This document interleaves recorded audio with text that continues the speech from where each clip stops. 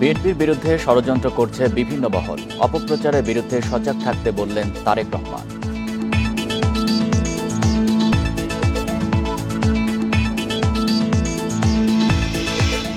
বিচার না হওয়া পর্যন্ত আওয়ামী লীগের কর্মসূচি নয়, জানান প্রেস সচিব। ভোটের সম্ভাব্য তারিখ ফেব্রুয়ারিতে।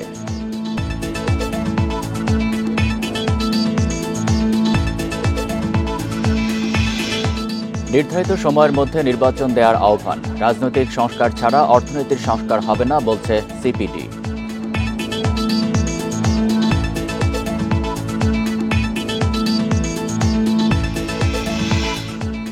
বিজিবি বিএসএফ সম্মেলনে সীমান্ত হত্যা বন্ধে আলোচনা হবে। দেশের স্বার্থ রক্ষায় ভারতকে ছাড় নয়।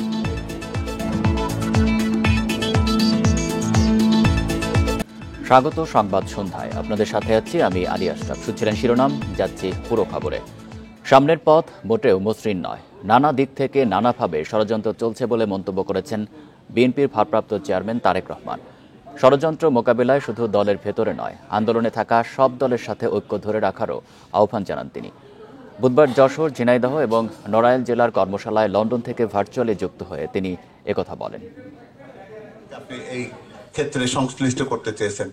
রাষ্ট্র কাঠামো মেরামতের ৩১ দফা ও জনসম্পৃক্তি শীর্ষক ধারাবাহিক কর্মশালা করে আসছে বিএনপি। কিছুদিন বিরতির পর আবারও শুরু হয়েছে জেলাভিত্তিক কর্মশালা। এর অংশ হিসেবে যশোর, ঝিনাইদহ ও নড়াইল জেলার কর্মশালায় লন্ডন থেকে ভার্চুয়ালি যুক্ত হন বিএনপির ভারপ্রাপ্ত চেয়ারম্যান তারেক রহমান। অর্থনৈতিক যে নিয়ম কারণ সেগুলোকে সঠিকভাবে ফলো করা। দিনব্যাপী কর্মশালার শেষ পর্যায়ে বিভিন্ন পর্যায়ে নেতাদের প্রশ্নের জবাব দেন তারেক রহমান। কাজে আপনার বিষয়গুলোর সাথে আমি সম্পূর্ণভাবে একমত। কর্মশালায় ভারপ্রাপ্ত চেয়ারম্যান বলেন, সামনে যে দলই ক্ষমতায় আসুক, দেশ চালানো তাদের জন্য অনেক চ্যালেঞ্জের হবে, কারণ আওয়ামী লীগ সব প্রতিষ্ঠান ধ্বংস করে দিয়ে গেছে। সামনের পথ মোটেও মসৃণ না। একটু আগেই আমি বলেছি, বিভিন্ন মহল ষড়যন্ত্র তো করছেই। যারাই দায়িত্ব পাক আগামী দিনে, সেই দলটির বা যারা দায়িত্ব পাবে তাদের অত্যন্ত কষ্ট হবে। কিন্তু এই কষ্ট আমরা তখনই হাসি মুখে এই কষ্টকে আমরা সহজ করে নিতে পারবো আমরা যদি সকলে ঐক্যবদ্ধ থাকি। এ সময় তারেক রহমান বলেন, বিগত আন্দোলন সংগ্রামে যারা বিএনপির সাথে ছিল তাদের যথাযথ মূল্যায়ন করতে হবে, অন্যথায় ঐক্য ধরে রাখা যাবে না। যেই দলগুলো, রাজনৈতিক দলগুলো গণতান্ত্রিক আন্দোলনে আমরা একসাথে সংগ্রাম করেছি, অত্যাচার নির্যাতন সহ্য করেছি, জেল জরিমানা সহ্য করেছি, সেই সকল রাজনৈতিক দলকে আমাদেরকে ঐক্যবদ্ধ থাকতে হবে। কারণ আমাদের এই ৩১ দফা শুধু বিএনপির ৩১ দফা না, আমাদের এই ৩১ দফা সকল রাজনৈতিক গণতান্ত্রিক রাজনৈতিক দলের ৩১ দফা। দেশ ও গণতন্ত্রের স্বার্থে বিএনপি সব সময় সব বাধা উপেক্ষা করে কাজ করে যাবে বলেও জানান তারেক রহমান। যে কোনো মূল্যে বাংলাদেশের মানুষের আস্থা আমাদেরকে ধরে রাখতে হবে। মাহমুদ শরীফ, ইন্ডিপেন্ডেন্ট নিউজ। গণহত্যায় জড়িত ব্যক্তির পাশাপাশি সংগঠনেরও বিচার চান বিএনপির স্থায়ী কমিটির সদস্য সালাউদ্দিন আহমেদ। বলেন, আওয়ামী লীগের বিচারের পর তাদের বিষয়ে সিদ্ধান্ত নেবে জনগণ। বুধবার জাতীয় প্রেস ক্লাবে এক আলোচনা সভায় তিনি এই মন্তব্য করেন। তার দাবি, তফসিল ঘোষণা হলে নিবন্ধিত সব রাজনৈতিক দল নির্বাচনে অংশ নিতে পারবে, তবে জনগণ আওয়ামী লীগকে প্রত্যাখ্যান করবে ভোটের মাধ্যমে। ৫ আগস্টকে স্মরণীয় করতে সেদিনই নির্বাচন আয়োজনের আহ্বান জানান সালাউদ্দিন আহমেদ। নির্বাচন দেরি হলে তার যৌক্তিক কারণ তুলে ধরতে বলেন তিনি। অন্তর্বর্তী সরকারে প্রায় ৬ মাস চলে গেছে, এই সময়ে কতটুকু সংস্কার হয়েছে প্রশ্ন রাখেন সালাউদ্দিন আহমেদ। কোনো উপদেষ্টা যদি বলেন যে আমরা আওয়ামী লীগকে বিচার চাই, তো বিচার চাওয়ার জন্য তো আপনারা কিছু করলেন না। আর বিচার করার জন্য আমরা দাবি করছি, আপনারা দাবি করছেন, জনগণ দাবি করছে এই দেশে ফেসিবাদী শক্তি, গণতন্ত্র হত্যাকারী, গণহত্যাকারী, মানবতা বিরোধী অপরাধে যারা দায়ী, সেই সংগঠনের বিচার হোক, বিচারের মাধ্যমে নির্ধারিত হোক, তাহলে জনগণ মেনে নেবে। সংস্কার কমিশনের প্রতিবেদনের ওপর ভিত্তি করে ফেব্রুয়ারিতে জাতীয় নির্বাচনের সম্ভাব্য তারিখ নির্ধারণ হবে। বিকেলে সংবাদ সম্মেলনে একথা বলেন প্রেস সচিব শফিকুল আলম। তিনি আরও বলেন, আওয়ামী লীগ নেতাদের বিচার না হওয়া পর্যন্ত কোনো কর্মসূচি পালন করতে দেওয়া হবে না। বুধবার বিকেলে ফরেন সার্ভিস একাডেমিতে সংবাদ সম্মেলনে আসে প্রধান উপদেষ্টার প্রেস উইং। এ সময় ভোটের সময়সূচি প্রশ্নে প্রেস সচিব শফিকুল আলম বলেন, ফেব্রুয়ারিতে সংস্কার কমিশনের প্রতিবেদনের উপর ভিত্তি করে জাতীয় নির্বাচনের সম্ভাব্য তারিখ নির্ধারণ হবে। ফেব্রুয়ারি মাসের মাঝ বরাবর সমস্ত রিফর্মের রিপোর্টগুলো পাওয়ার পরে কনসেনসাস কমিশন কাজ করবেন। ওইটার পরে রিফর্মের উপরে অনেকগুলো নির্ভর করবে আসলে এক্স্যাক্টলি কবে ভোটটা হবে।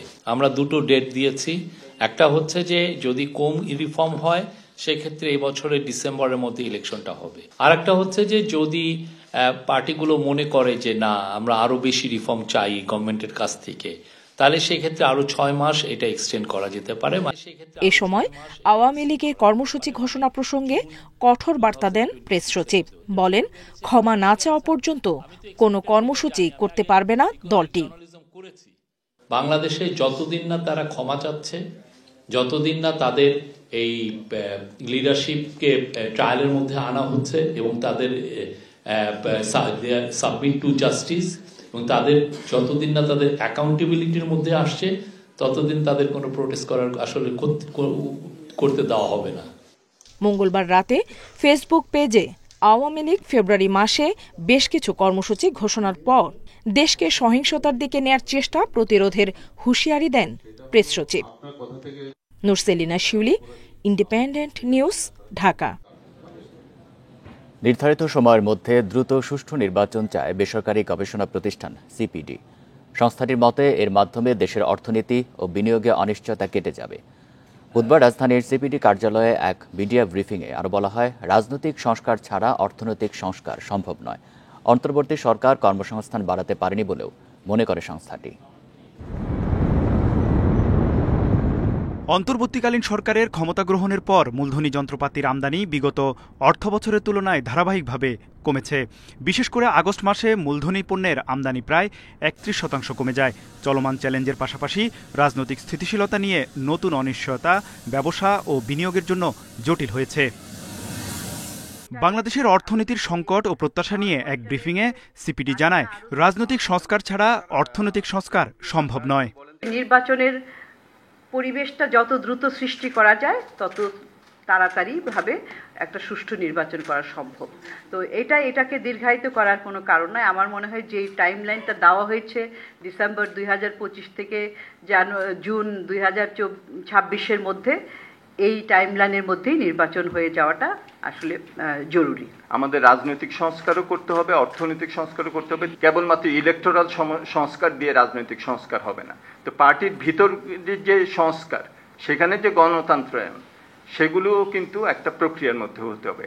সিপিডি বলছে 2024 সালের সেপ্টেম্বর পর্যন্ত মোট ঋণখেলাপির পরিমাণ জাতীয় বাজেটের শিক্ষা ও স্বাস্থ্য খাতের বরাদ্দের চেয়ে 2.7% বেশি। তাই রাজনৈতিক প্রতিশ্রুতি ছাড়া স্বার্থান্বেষী মহলকে মোকাবেলা করে ব্যাংক খাতের সংস্কার সম্ভব নয়। লাইফ সাপোর্টে থাকা ব্যাংকগুলোকে বন্ধ করে দেওয়ারও পরামর্শ দেয় সিপিডি।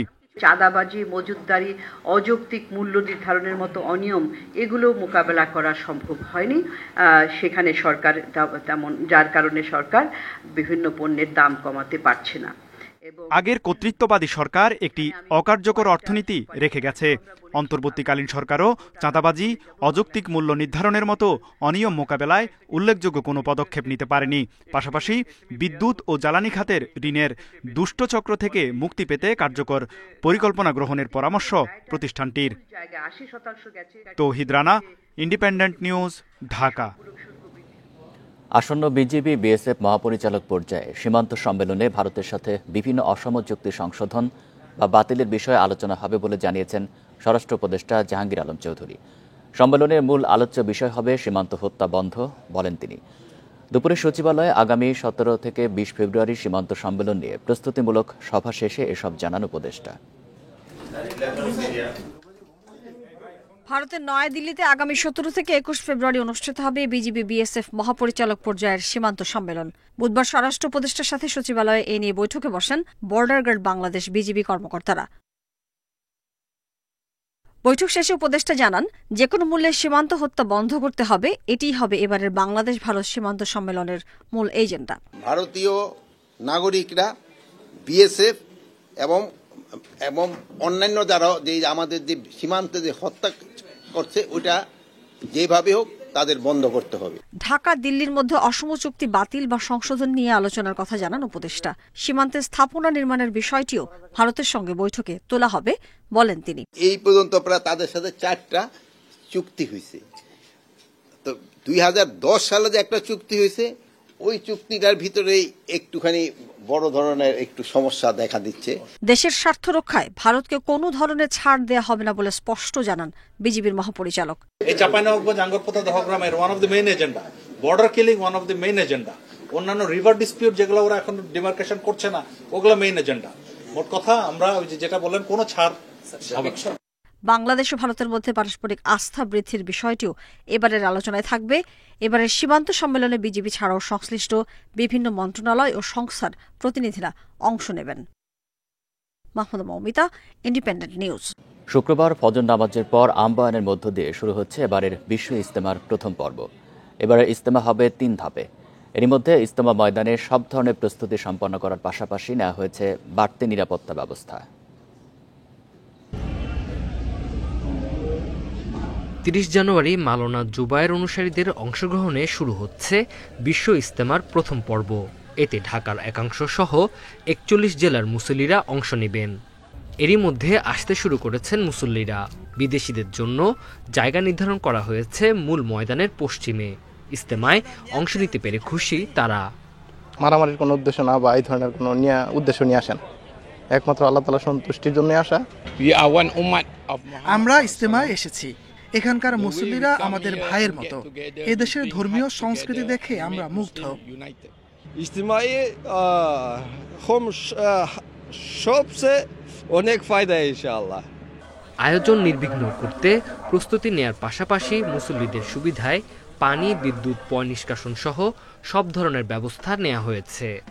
ইজতেমা এটা শুধু বাংলাদেশের ইজতেমা না, এটা বিশ্ব ইজতেমা এবং বিশ্বের সমস্ত ধর্মপ্রাণ মুসল্লি ভাইরা, তাবলিগের সাথী ভাইরা এই ইজতেমা অংশগ্রহণ করার জন্য প্রতি বছরই এসে থাকেন। তো এবারও এর ব্যতিক্রম ঘটবে না।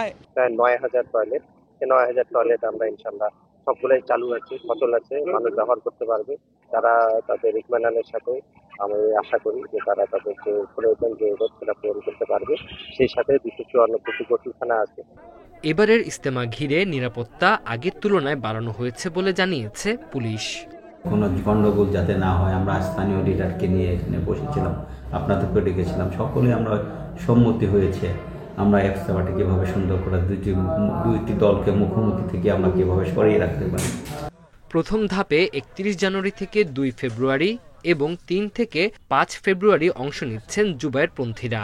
আর 14 ফেব্রুয়ারি হবে মাওলানা সাদ অনুসারীদের ইজতেমা। Independent news.